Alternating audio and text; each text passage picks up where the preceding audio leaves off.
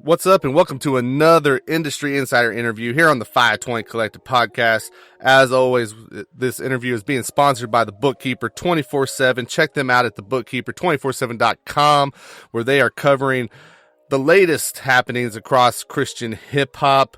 Daryl and the team, man, they put on for the culture, so make sure you go out and you just support what they have going on. Again, it's thebookkeeper247.com. And joining me right now for this month's Industry Insider interview, it's a veteran in this space. He's worn several hats, it seems like, and done it all well, from being a rapper, producer, now label owner. The list kind of goes on, retro gamer. But joining me from Cincinnati, Ohio, on here on the Track Stars Podcasting Network phone line is the one and only K Drama. What's going on, sir? Yo, just living the life, man. That's what's up, man. That's what's up. So, yeah, like, whenever you look at the list of just the different things that you've been able to do, if you want to compare it to, like, an athlete, right, you might call you a Swiss Army knife of sorts. Like, how do you describe just kind of what you do to people? So, when I think about my involvement, with CHH and what I do, I tend to look at it from, I guess, just how it wasn't really a choice. Initially, it was more so like out of necessity, and so like I started rapping first, but then I needed production to rap over. I'm like, well, I don't know any producers.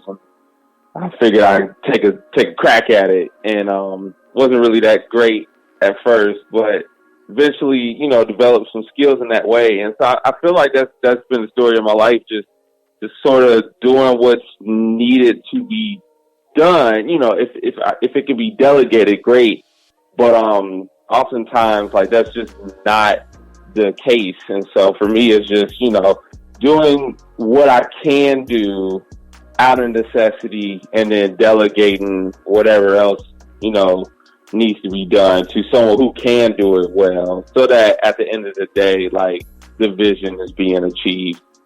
Yes, sir. Yes, sir. And that sounds kind of like the, typical plight, right, of an independent artist where, at first you might have to figure out how to kind of DIY this whole thing a little bit. What was, I guess, just like, what did you learn from that experience that you would pass on to, artists who are just getting started? Like, what's like one piece of advice that you really stood out to you as you were going through that growing process? I would say, like, don't be afraid to try. And I know that sounds real simple, but for me, I remember there was a point where I was doing a lot of my recording with Theory Has It, and he eventually, because he didn't live too far from me, but eventually he moved to Portland to work with Braille, and so I needed a recording studio. At this point, I had rented studios my entire, span of doing music up to that point. And so I would say that was about like 10 years of doing music, to where I relied on other people to record me.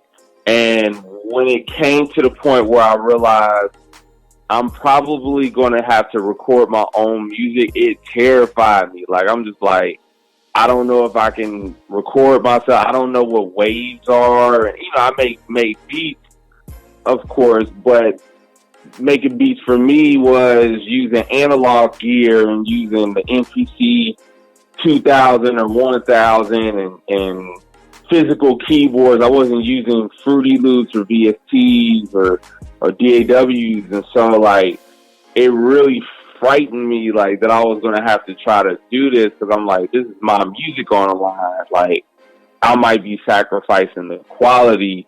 Like, that was something I was willing to delegate, like I talked about before. And so I would encourage artists, like, don't be afraid of, like, failure. Don't fear failure. Like, at the end of the day, there are some things we're going to do really well, and then there's some things we might not do, so well. But at the end of the day, you don't know unless you take a crack at it. And so I would say, like, just don't be afraid. Like, go forward and just try your best. And I think God'll see what you're doing for him. Like, he'll either bless what you're doing, like, and you'll be able to do it, or he will partner you with who you need to, carry that vision forward. Yeah, that's what's up. That's what's up. So, you kind of hit on it a minute ago about how you've been creating music for a long time. And I think, just what you have contributed to Christian hip hop is pretty undeniable at this point, right? I mean, you get a lot of respect from those in the space, and rightfully so. I think it's hard to get the chance to talk to you and not talk about Air Jordan just a little bit, right? Yeah. The most sampled song in CHH, pretty easily. I guess my question for you, and that I think a lot of artists would benefit from, because, artists are looking for, okay, that one song that's going to, kind of pop things off for me, right? Like, at what point did you realize what Air Jordan was actually going to mean for you as an artist? So I didn't realize it until well after it came out, honestly. And it's funny because Air Jordan, it was just such, how do you say it? It was a very, like, I want to use this word, but I want to use it like, I mean it in a certain way, and I think it'll come across as I tell the story. It was a very organic, like, process. Like, not to be like, man, like, it's pure and da da da da da. But, like, I honestly did not know what Air Jordan was gonna do. I had no idea. Like, I knew that the song was cool enough to write. Like, I remember being in the studio. And I remember it was really late at night, and I tend to write a lot of my better songs really late at night, like the 1 o'clock in the morning. I don't know why that is. It's just happened with several of my bigger songs. And Air Jordan, like, I remember the hook just came to me, like, I Air Jordan on them. Like, that was the only part that I had at first. And I was like, whoa, like, I like that. Like, that's different. But my fear with Air Jordan was that it was too worldly. Like, that was the fear. Like, the fear was, I'm gonna put this song out, because we were already, like, at that point, like, music was still very cross movement influence. Reach was cross movement influence. I mean, Lecrae was with Reach, or just finished being with Reach. Lecrae had just finished being with cross movement, I think, at this point. And so it's very theological, heavy music, unlike, what it is today. And so I think the plight was, I was like, I don't want my brothers and sisters in Christ to think that I'm not representing Jesus, or that I'm trying to compromise in order to develop a bigger platform, which there were DJs who did. Like, I remember sending that song to record pools, and I remember that was some of the feedback. Like, is this dude just trying to, come up with some gimmick, so that it catches on and blows up? And that really wasn't the case. I just, honestly, I had the idea and I thought it was cool. And I was like, let me run with it. And so, from there, like, I made the song, and it actually Air Jordan, the beat that you hear now, like the one that I ended up commercially releasing, that's not the original version. And so, like, I had this Air Jordan song. I had performed it a few times. I really didn't think much of it, though. I just needed to, like, if I was booked to do a 30-minute concert, like, I may have 4 good songs that I know I'm going to do, but then it's like, what I'm going to do for this other 10 minutes? Maybe I'll talk for 5, and then maybe Air Jordan, I could just, kill some time with that. That's kind of how I looked at Air Jordan. And then eventually, like, I don't even know why. I was like, man, I need a new beat for Air Jordan. Like, I didn't think the original beat was bad. I just felt like, it'd be dope to make another beat for it. And so I did. And then I remember going to Virginia. I went to Virginia Beach. I had a show there, and I remember performing Air Jordan. I actually had another song that I used to perform a lot called Show and Tell. And I thought Show and Tell was going to be what Air Jordan is. And so I'm performing Show and Tell. I'm thinking like, yeah, this the one right here. You know, and people liked it. It was cool. But then when I would perform Air Jordan, it was just something about that song, and people just really gravitated to it. I remember my dude Sean Slaughter, he was like, yo, like, that song is special, dude. You need to push it. And I was just like, for real? Like, and I was really naive, like, not really seeing what the moment was. And eventually it just kept growing like that to where, like, everybody I sent that song to, like, I sent it to Lecrae. He was like, yo, can you want to perform this during my set at Flavor Fest? I had, like, Wit from back when he was with Frontliners. He was like, yo, can you send me the instrumental so I could remix it? And, like, people were hitting me up. Like, I didn't even have the instrumental online yet, and people were, like, hitting me up, like, yo, can you send me the beat? And that's when I was like, okay, maybe this song is more special than I think. And then eventually, like, Show Baraka remixes it, and that's when, and I didn't even know he remixed it. Like, he actually got the beat from Wado. And when he did Kobe Bryant on him, like, that really took it to another stratosphere. And that was when I was like, oh, this song is like, wow, like, this is going to be a memorable song for the rest of my life. Like, that's when that hit me. And so, like, for artists out there, it's just like, sometimes you don't know what you have, and that's why it's good to have people around you as a good soundboard, because they can tell you what's hot, what's not. And you can't even listen to that 100% either. You at the end of the day, like, just gotta go with your gut and go with the spirit is leading, because, like I said, I had DJs that were really not feeling that song, and had I listened to the DJs and been like, oh man, like, the DJs don't think it's good, maybe I shouldn't put it out, then we might not even have Air Jordan. You know what I'm saying? So I would say, like, you know, at the end of the day, you do got to stick with your guns, but it's good to have people in your corner who aren't yes men, who are going to be a good soundboard, and just create. Like, because, like I said, you never know what you have your hands on. I didn't know Air Jordan was that special until maybe a year after performing it. Like, that's when it really started taking off. Like, it wasn't like this overnight thing. Like, I had made that song in 2007, and it didn't really take off until early 2009. So that was just, you know, something. And sometimes people want me to, like, replicate that. I had a dude hit me up, so I just did this A Different World challenge. And this dude hit me up like, yo, like, we need to make another Air Jordan type song. Like, I don't know if I could do that. I mean, of course I would love to do that, but that's like catching lightning in a bottle for me. Like, I just don't sit around trying to make the next Air Jordan. It was just such a special moment. It was so organic. Like, I don't know if I could just replicate that. So, you know, that's that. Yeah, man, that's what's up. Well, we're glad that it happened the way it did, even if it wasn't clear from the beginning, man. Like, I mean, I guess they say, you know, hindsight's 20/20. Once you got a chance to kind of live through that and just, I guess, you know, I'm assuming at some point you had a chance to just really kind of sit back and take it all in and reflect on it. Like, what was that moment like when you just were able to just sit with it and be like, oh, okay, this is what this all kind of culminates as in this experience? Was there one of those type moments for you? So I think I had two separate thoughts. Like, I had one thought.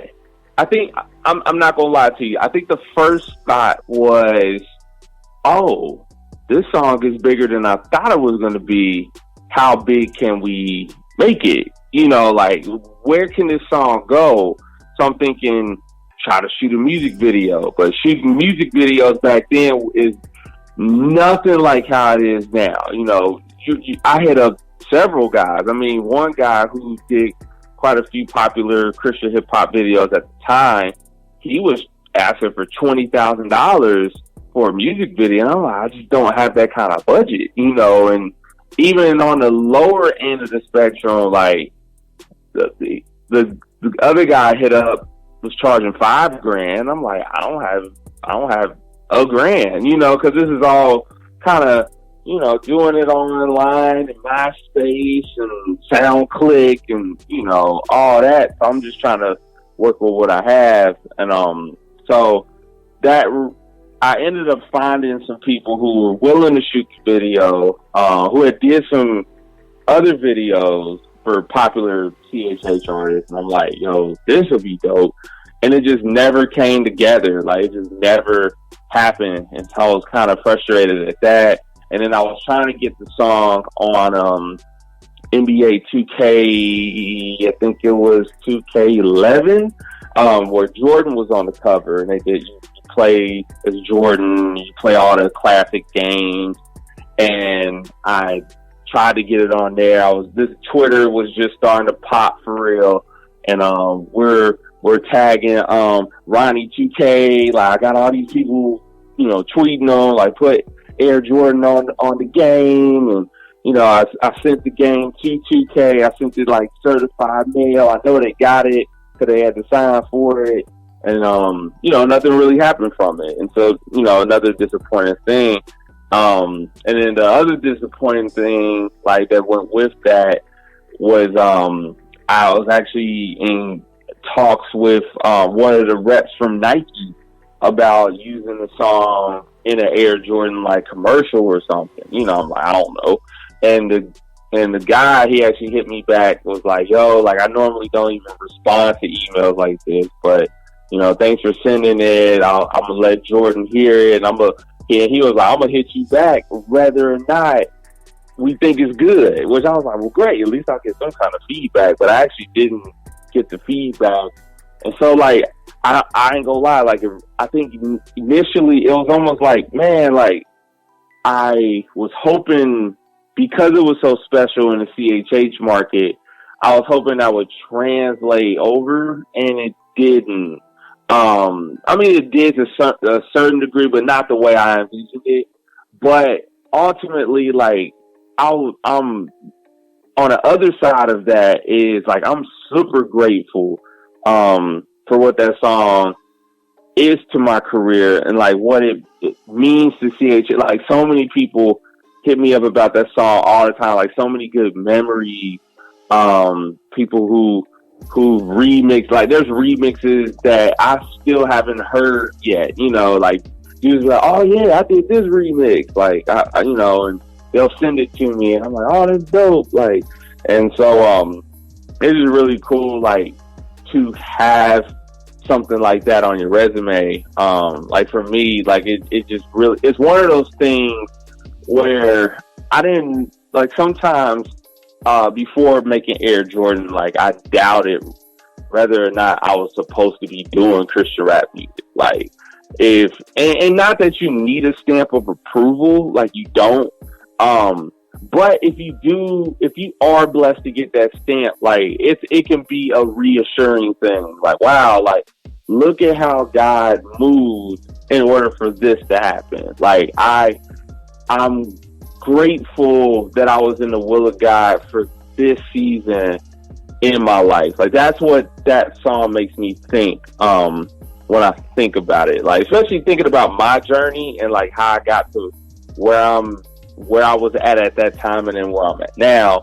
It's like, wow, like, okay, God, you really did order my steps. This wasn't just me, like, feeling some kind of way and then trying to make something out of something I shouldn't have been trying to make something out of, if that makes sense. So yeah, ultimately for me, like, I'm really grateful, really thankful that that's something I got to participate in. That's what's up. That's what's up. Guys, again, joining me on the Track Stars Podcasting Network phone line is K Drama. Man, as an artist, you've done so much, from holy hip hop music to Cross Movement Records, and then Billboard charting as an independent artist. But you haven't just stayed in that artist lane. You've ventured and found success as a producer as well. Talk a little bit about, what made you pursue that, and just you know, how you were able to kind of, you know, have this, you know, same kind of level of success there in the production world, because you've worked with some pretty incredible artists.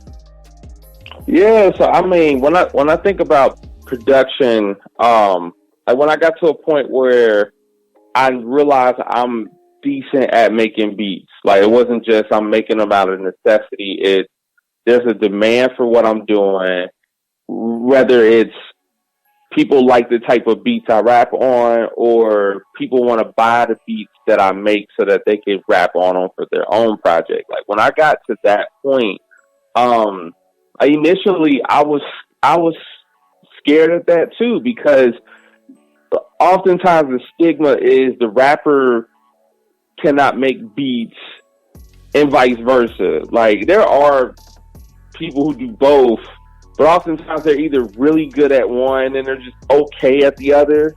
That's typically like how it goes. Like you don't think about Timbaland, as great of a producer as he is, and of course he has hits as a rapper, but like you don't think about him as an MC. Like you think about him as a beat maker, as a producer. And there's so many people like that, and I was kind of afraid like that I was going to, you know, people weren't going to respect me for both. So I used to go by a different name. I used to go by Platinum Tip. And actually I still use that email to this day. Like when people buy beats from me, that's the email address I use for inquiry.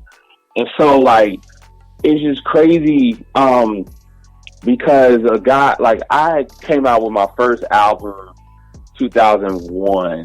I know that's so long ago, but I was 16 years old. Was I 16? No, yeah, I was 16. I was 16 years old when I came out with my first album. Like I got started super early. And so I produced that whole album, and I started to develop a little buzz online. Because I think the thing for me was I was making beats. Like this was an era where people weren't really using 808 quite yet. Like 808s weren't used like that in CHH to say. You heard more like when you listen to like Grape Tree stuff, for instance, it's more like bass line. You know, they might be subs, but 808s hit different than subs. And I was blessed to have some people teach me like, you know, how to use 808s and make them go up and, you know, make them go up and down in pitch. And MPCs, you know, these are $2,000 machines. Like you're just not going to have one of these sitting in your house. And so, of course, I didn't. I was renting studios. And so to have like this very professional gear, like even though my raps didn't, my beats at that time were better than my raps, but I think like for what I was doing, because cross movement really was the standard at that moment. But I didn't grow up on East Coast stuff. I mean, I listened to Jay-Z, DMX. Like I like hearing their stuff. Like I like seeing their music videos on BET. But if you were to ask me like who I listened to, like I was listening to No Limit, hard. Cash Money, hard. Bone Thugs and Harmony, who are from Ohio, hard. Like that's who I was listening to. And so of course when I started doing music, that's what I regurgitated. Like that's what I wanted to that's what came out of me. That's who inspired me.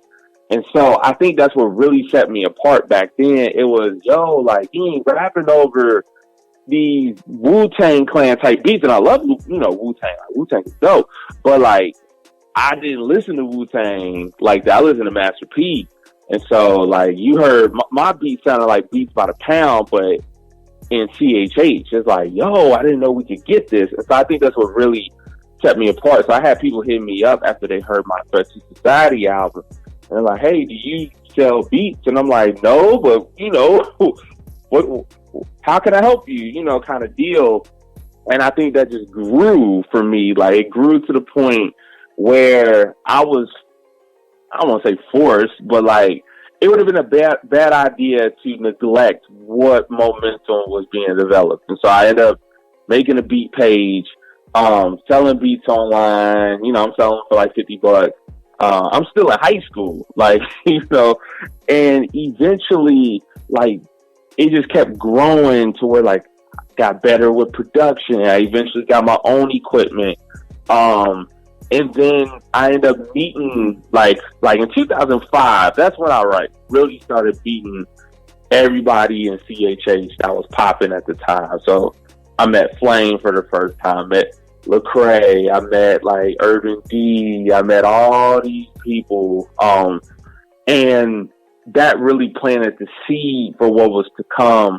Because when I that same year I rapped at the Holy Hip Hop Awards, and when I rapped there, that was pretty much my audition for getting signed to Holy Hip Hop Music, and they were distributed through EMI. And so that's what really created like the platform. So like 2006, when Behind the Glory came out, because Lecrae had told me he heard the album and he liked it.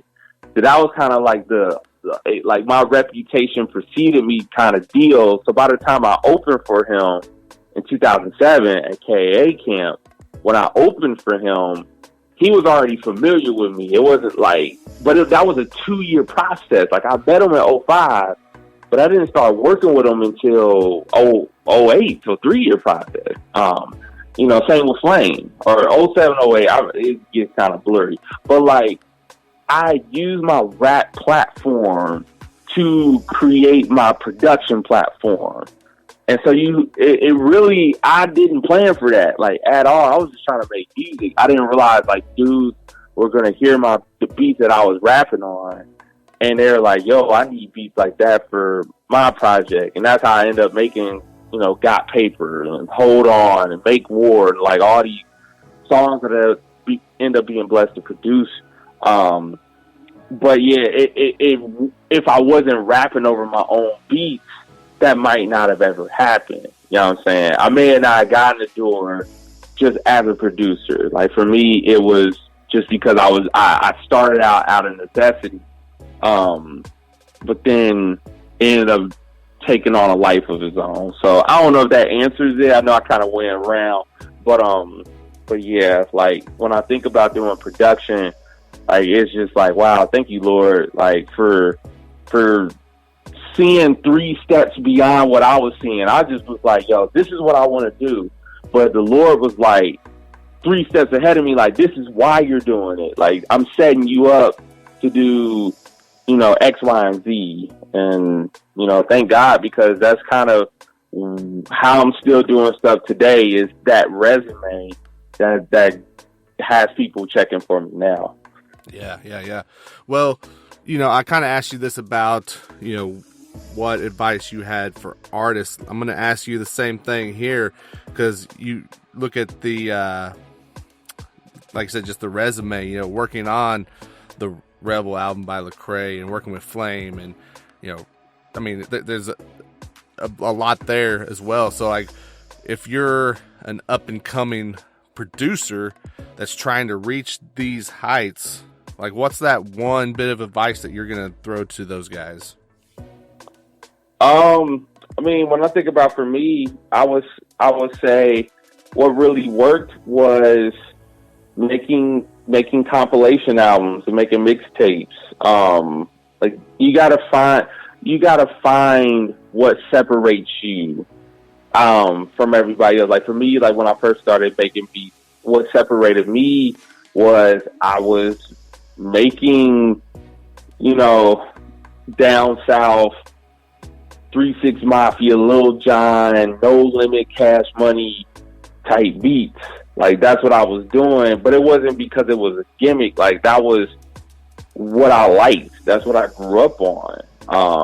And so, like, I think we don't realize as artists, like, everybody has something that sets them apart. You just have to be willing to, like, be set apart and not blend in. Like, you could do stuff that fits in with the trends, but you can still be yourself. Like, I'll oftentimes, like, I've heard songs and I'm like, you know what? I'm not going to copy what they're doing, but I'm gonna use this as inspiration to make something. And people would never know because I funnel it through, I guess, my filter. Like, everybody has a filter. And it's like, if you allow yourself to, if you don't just use the templates, if you don't use the cookie cutters, if you allow yourself to be, if you're inspired, but you're not like carbon copying off of the art that is popular, I think like it really can make an impact, because we all have a story to tell. Like, God has created us all unique. And I think for me, like, I didn't even realize I was leaning into that. That's the thing. Like, I would say, like, trust, like, when God is leading you a certain way, trust that God is leading you that way for a certain reason. You know, because for me, like, I had no clue. Like, I wasn't a lot of the stuff that I did, I wasn't trying to do. It just worked out that way. But it didn't work out that way just by happenstance. Like, it was God orchestrating the show. And we just have to be aware, even if we're not aware of like what God is doing and why, we have to be aware of the what. Like, okay, God is orchestrating the show. I don't know why he's doing it. I don't need to know why.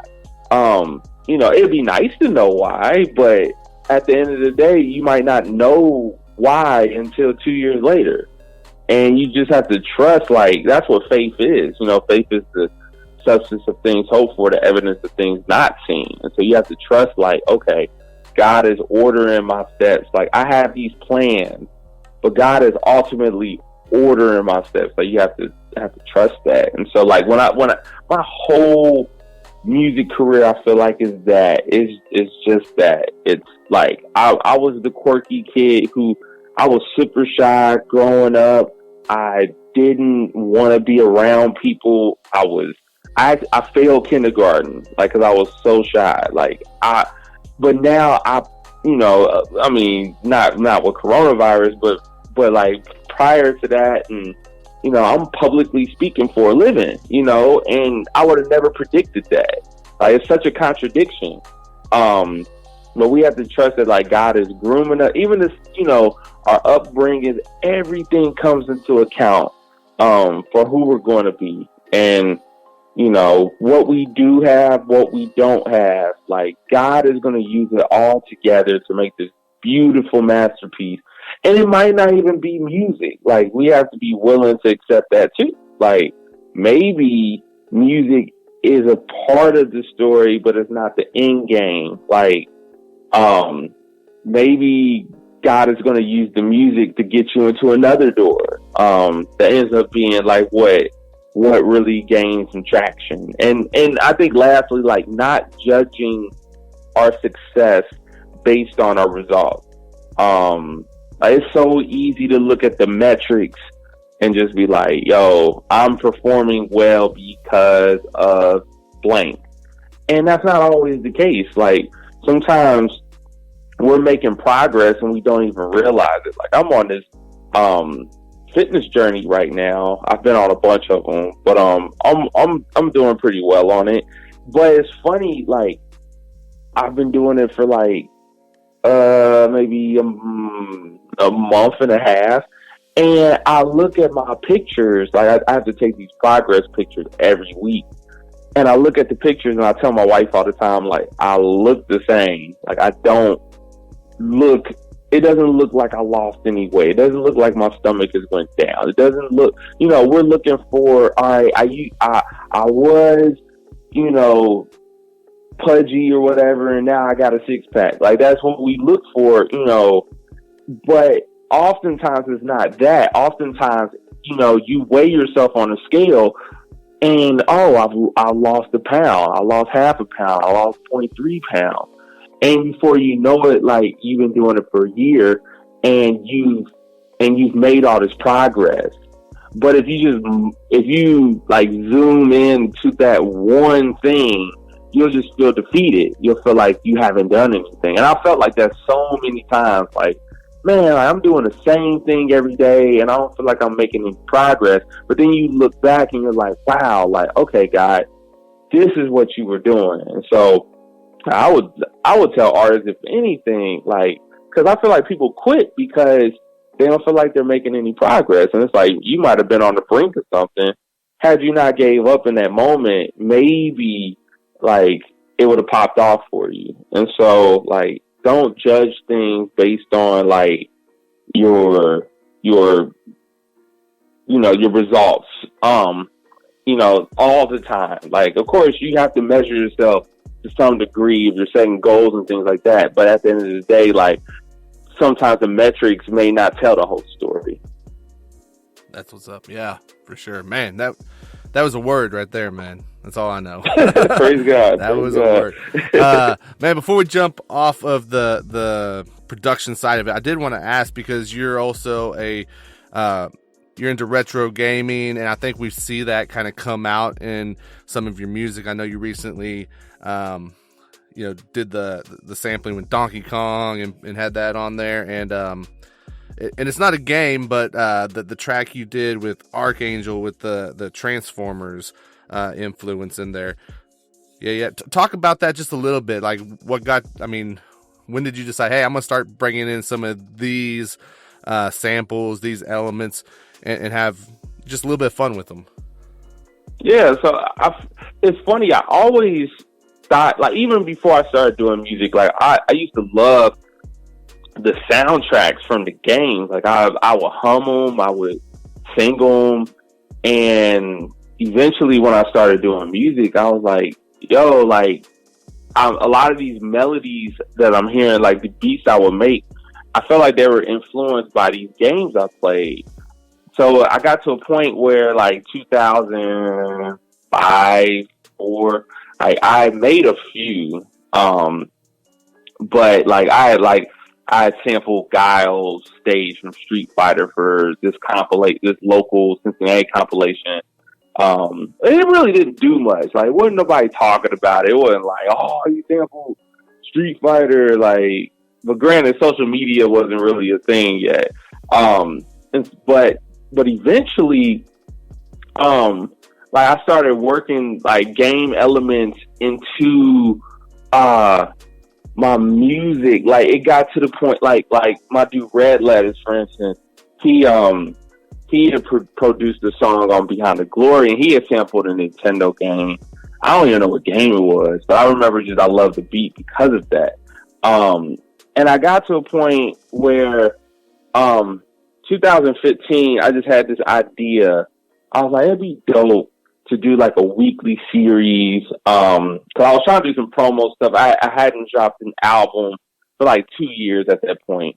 I was like, what can I do to sort of, like, let people know I'm still doing music and create some buzz. And so I was like, it'd be dope to, like, sample a lot of these songs that I've always thought would be dope to sample. So, like, the first one I did was, like, Chippendale Rescue Rangers. I did that, and people liked it, and they thought it was cool.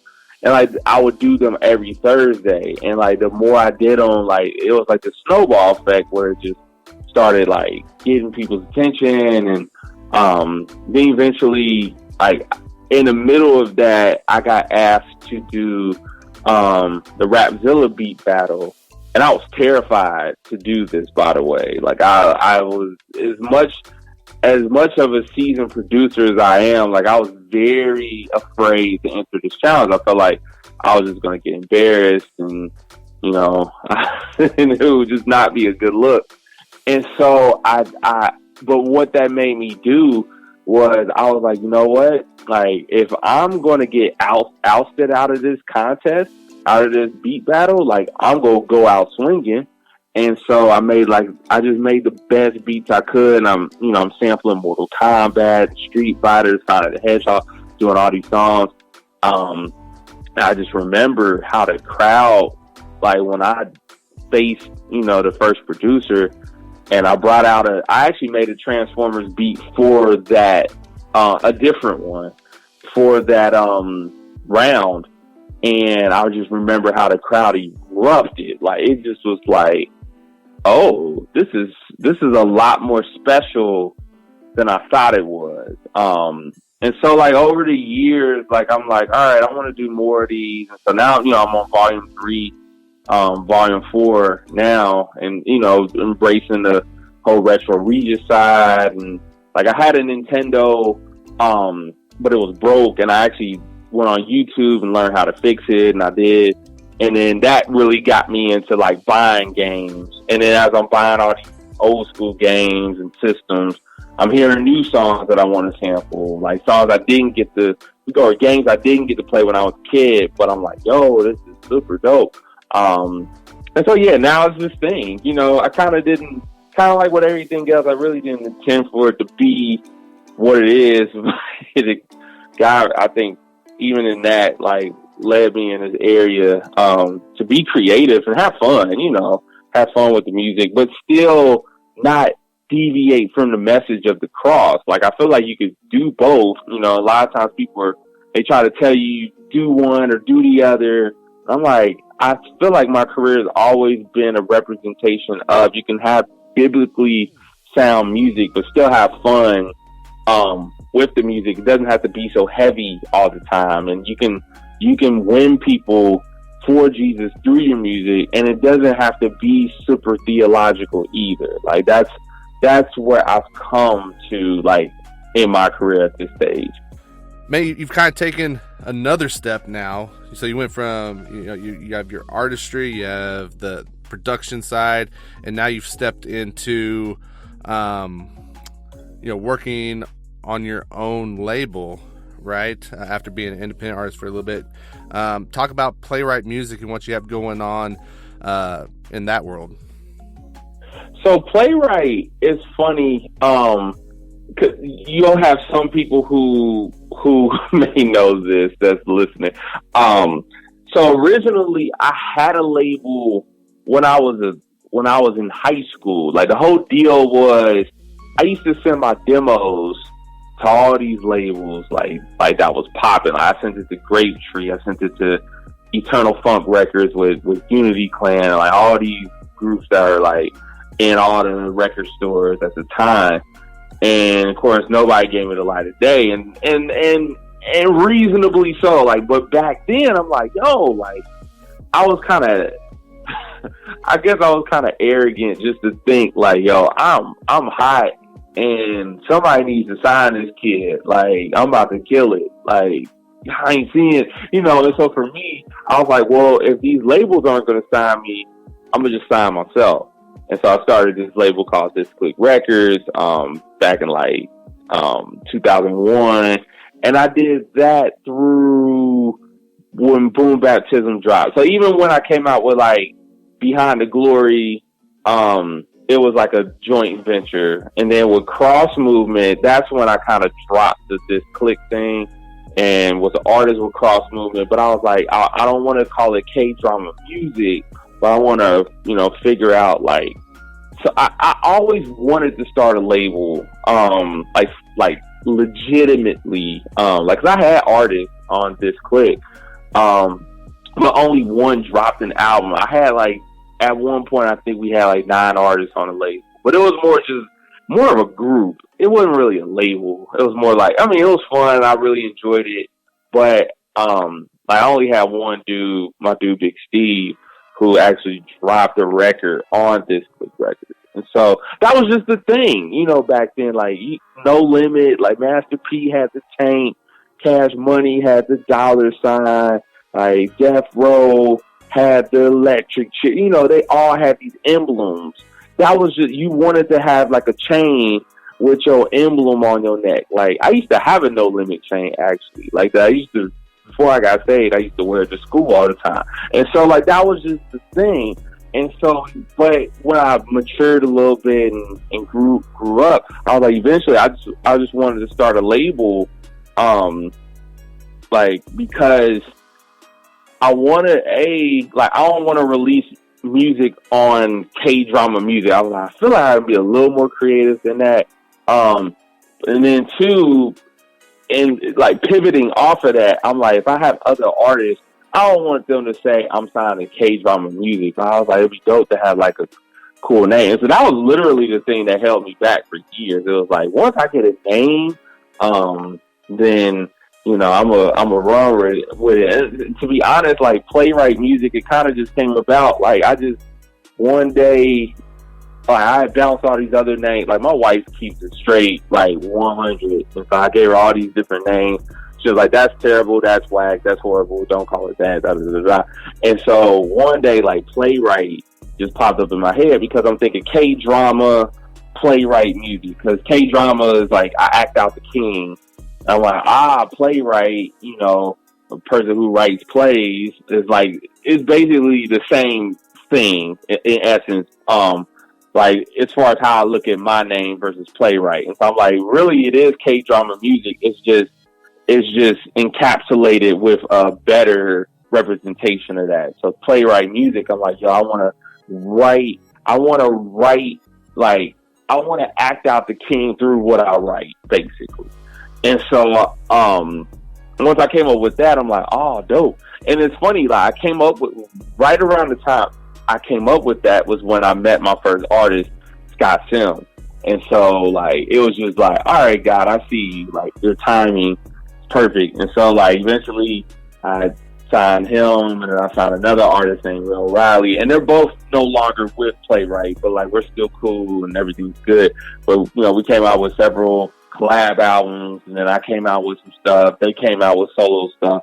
And so I'm sort of in the process of trying to find new artists, new talent, because I'm trying to, like, on the entrepreneurship side, like, I'm trying to develop more streams of income that I don't have to put in as much work for. If I can leverage my platform for somebody else, and they can, for me in turn, provide me income for my services, then it's a win-win. And so that's really what I'm looking for now, just kind of keeping my ear out. But until then, I'm like, I got plenty of music that I plan on dropping and I've been dropping. So if anything, Playwright right now just serves as an outlet for me to drop my own music. And so like, I just really, for me, it's just the name. And I mean, I would call it K-drama music, but I just don't think it sounds as good. So that's really what that is. But I guess that's really what a label is, like, when you think about it. It's a collection. It's an umbrella. And I'm just under that umbrella. So that's what's up. So, when you're looking at potential artists that, you might want to start those discussions with and bring, like, what kind of attributes are you looking for when you're kind of checking out an artist? So I think first impression makes a lot of, it means a lot. When I hear an artist for the first time, like, actually both of the artists that I had signed, both Scott and Rail, I saw them perform live first. And so seeing them perform live, they both killed it. Like, these are two different shows. One was at a birthday party for twin 12-year-old girls. So you got to imagine, like, the scenario. Not an ideal show for me at all. But of course, I love doing it. It was great.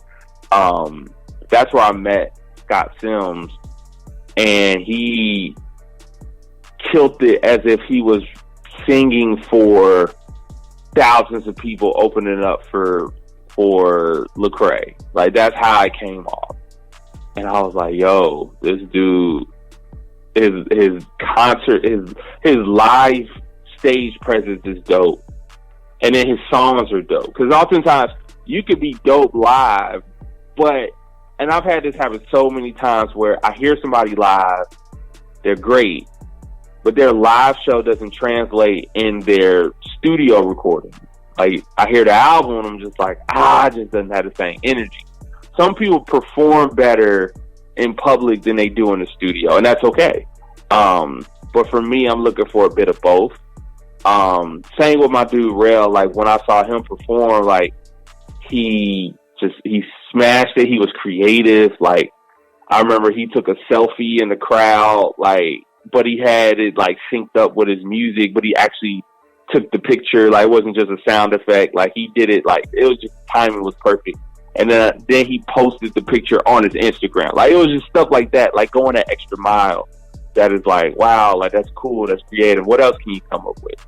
And so I think those two things, but then the thing that's really going to carry you, like, because I can sign you, but do you have the work ethic? And I think oftentimes just it's easy for artists to be artists and make the music, but the work ethic isn't there to do everything else. And it's like, yo, the music's only the first step.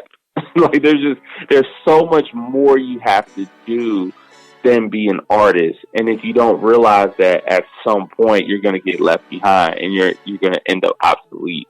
And so, yeah, I look for those three things, like creativity, dope music, work ethic. I think those are the things I look for. So, like, even I just did this A Different World challenge. There's a few artists I'm like, yo, they were dope. Like, so my next step is listening to their music, like going on their Spotify, seeing what kind of songs they come up with on their own.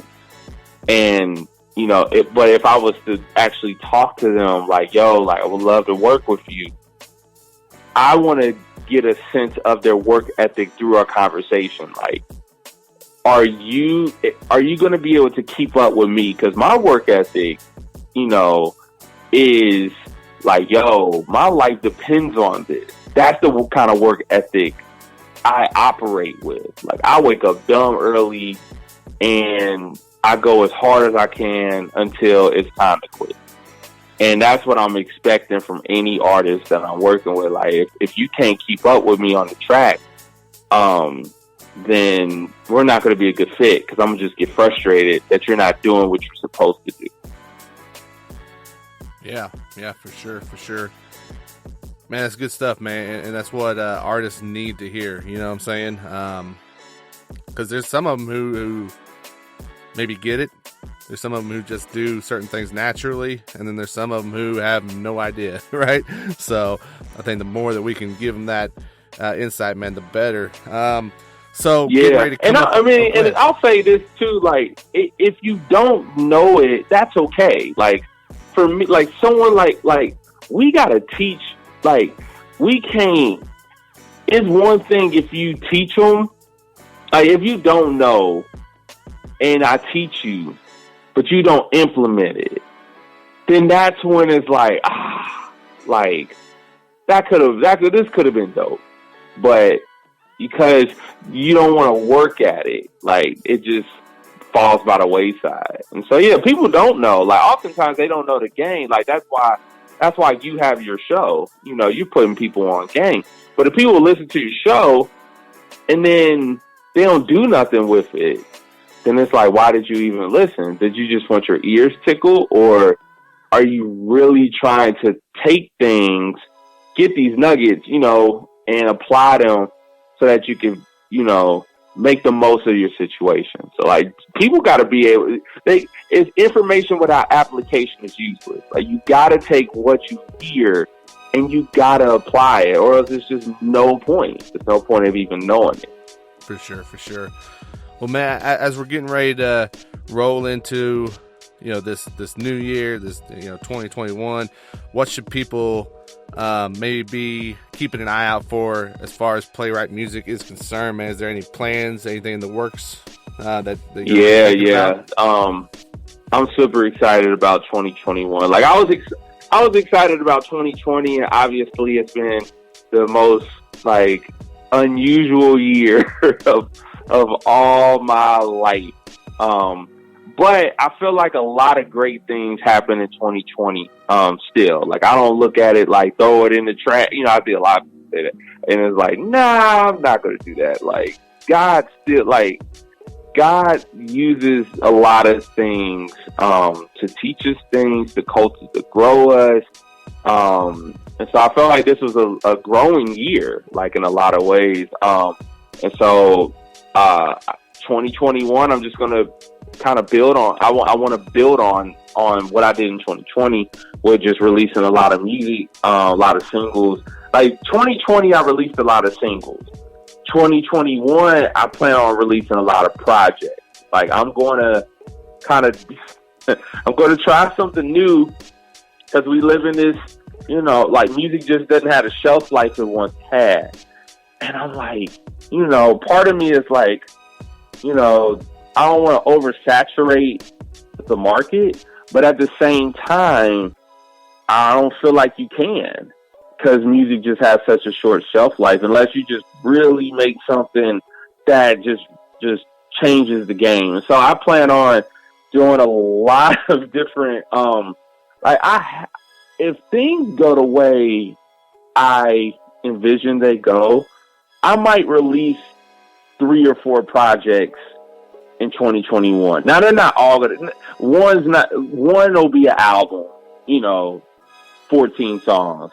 One might be a compilation album, same amount of tracks, and then 2 EPs. Like, that's kind of how I'm looking at it. Like, and then, because I'm even thinking into 2022, where, like, I want to do like a We Fit Part 2. A lot of people have been like, yo, you should do a We Fit too, and I'm like, yeah, that would be dope. So, like, I'm thinking kind of like how you got Cobra Kai coming off of Karate Kid, you know, and everybody's doing reboot. Well, I don't really see that musically. And so I'm kind of delving into that, seeing what it looks like. And worst case scenario, it just doesn't do well, and then you release another project. So it's kind of, yeah.